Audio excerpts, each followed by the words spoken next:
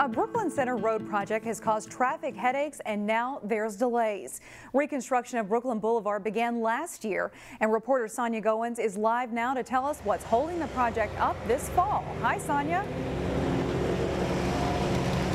Hi, Shannon. I'm at the intersection of Bass Lake Road and Brooklyn Boulevard, and this is the heart of the construction area. If you look over my shoulder here, you can see crews hard at work. This is a very busy intersection. There are lots of cars, lots of orange cones, and lots of drivers who want this work over with soon. The sounds of heavy machinery is becoming all too familiar to people who live or navigate through this area. It's taking too long, but it'll be nice when it's done. The construction is enough to get on your last nerve. I hate it. I think it's awful. It's just been a mess for a long time. Brooklyn Center officials say the headaches will be worth it. Crews are improving traffic signals and adding safety features along a nearly 1.5 stretch of Brooklyn Boulevard. We did partial utility replacements, new storm sewer, and then additional landscaping and streetscaping enhancements on the corridor. Workers also realigned the frontage road at 55th Avenue to make it easier for drivers to navigate through the intersection. Previously, before the project, it was a very short turn lane from the frontage road to Brooklyn Boulevard. Drivers bob and weave their way through the orange cones as the lanes are cut down to one. It's kind of scary. Yeah, you don't know how it's going to change. And Mother Nature is slowing down the project a few weeks. Based on the rain that we had in September, it's kind of delayed us a little bit. Brooklyn Center officials are asking motorists to be patient because it'll all be worth it when it's done. We will see a beautiful enhanced Brooklyn Boulevard with additional streetscapes. Now, good news for motorists. All this work should be done early November. Now, Brooklyn Center officials want us to remind folks to drive slow and be cautious in the construction area. Live in Brooklyn Center, Sonia Goins, CCX News. Good advice. Thank you, Sonia.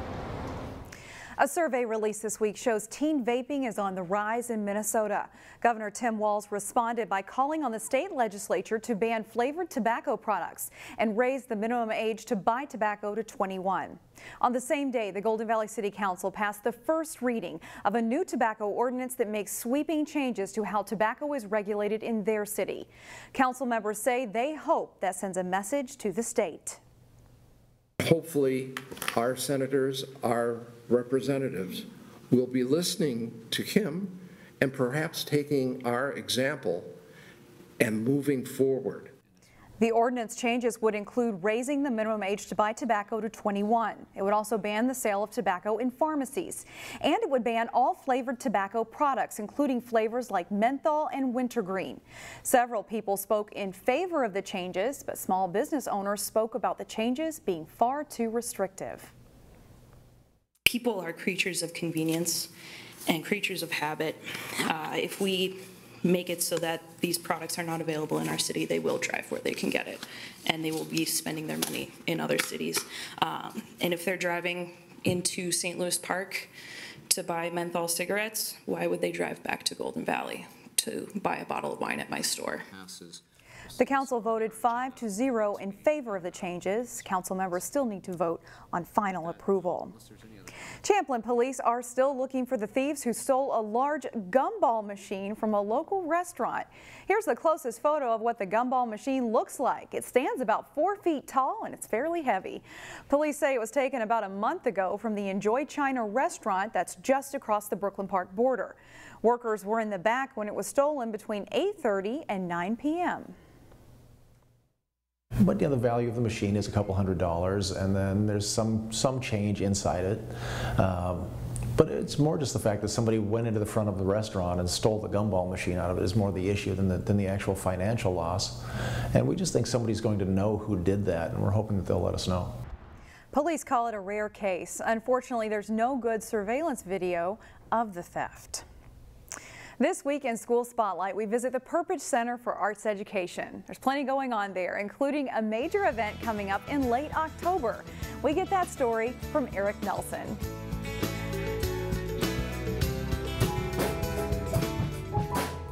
Step inside the Perpich Arts High School in Golden Valley, and you discover a campus that is a mecca for creativity. I like what I hear. Currently, music students are busy preparing for one of the school's 4 concerts later this month. I think the concert's a big deal. It really shows how we grow in just a couple of weeks together. A quintet of individuals has been thrown together in a song room blender.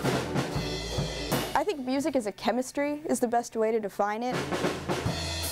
They are hoping to create musical cohesion in a few short weeks. And it's taken probably 4 weeks to get all of our ideas into place, and now it's kind of really the time for us to fine-tune all of the ideas.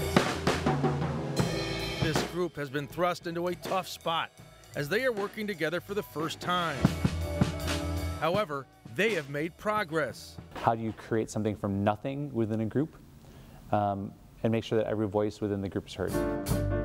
They are eager to put their abilities on display. They really are searching for the excellence in everything that they do, and they find the ways to push each other to find a different voice, a different way to see things. The diversity between each group, the outcome is going to be completely different, and it really expresses how diverse of a place that Perpich is. You feel how the people around you are moving. You look at their faces, you see what they're going to do, you feel how they're upping their tempo a little bit, and you try to move with that. I just hope everyone kind of like comes and rocks out and just enjoys some good music. So what exactly will the finished product sound like? A chaos jam in E. In Golden Valley, I'm Eric Nelson, CCX News. And if you want to see more school spotlight stories, check out our website.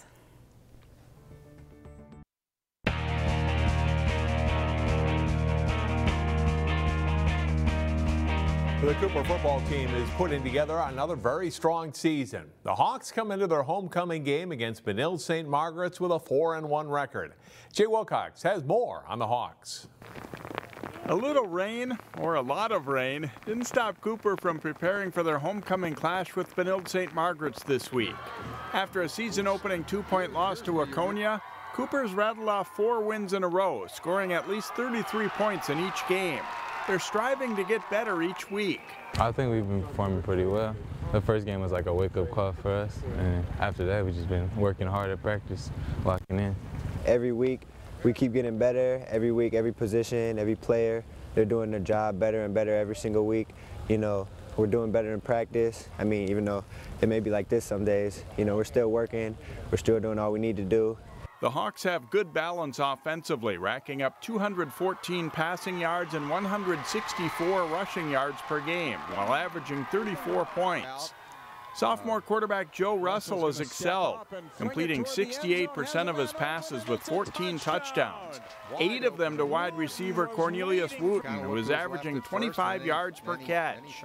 The run game is there when it needs to be there. The pass game is there when it needs to be there, and it's working. Cooper moved into a new sub-district this season, with the result being a tougher schedule. It's been good for them. Yeah, I believe it makes us better because it makes us work harder, and the more competition, the better we play. The Hawks know they face a good opponent this week in unbeaten Benilde. None of the current players have faced the Red Knights in a varsity game, but they do know some of them. Oh yeah, it's definitely going to be a good game. You know, they're a well-coached team. You know, we've been breaking down film on them. You know, we'll see how it goes. You know that they run the ball a lot. They're a good, well-coached football team. We can't overlook them. We just got to play our ball. It's another big test this week. Cooper's eager for the challenge. Jay Wilcox, CCX Sports. Right after this play. The Hawks and Red Knights kick off at 5 o'clock Friday at Cooper. The Wayzata Volleyball team should be in position to make a strong postseason run this fall. Jason Malillo caught up with the third-ranked Trojans and has this report. As the regular season winds down, the 17-2 Trojans are still aiming to find their high gear. I don't think they've really put it all together yet. Like, we've had individuals and, you know, a subset of the team do really well on individual nights, but we haven't had really the whole team come together in any particular match yet, in my opinion. And I was telling a parent the other day, watch out when it happens. It's going to be pretty exciting. We're just fighting to get there. We have so much potential that we can bring out, and hopefully we actually reach our potential, which I definitely think we will, just because we have so much talent on this team, and just reaching our potential is definitely our goal, just to play the best volleyball day in and day out. A lot of the seniors on this squad came up to varsity as sophomores, and they've had their ups and downs. Hopefully that puts them in a good position to handle the intensity and adversity of playoff volleyball. If we would have told our sophomore selves that we would be ranked number 3rd in the state our senior year, like heading for potentially a conference championship and a section championship, like, I think our minds would have been absolutely blown. Sophomore season, like, we just learned a lot that we have to just play better and grow up as players to just fight, like, give everything and fight. Wayzata hasn't made the state tournament since 2010 when assistant coach Bree Adams was a top hitter for the Trojans. But this 2019 team certainly has the talent, experience, and chemistry to get Wayzata back to state. Jason Malillo, CCX Sports. Wayzata has 4 regular season matches left, starting with a home tilt against Eden Prairie on Thursday night. You'll be able to see them in action live Monday night here on CCX when they host Hill Murray. That's all for sports. More news after this.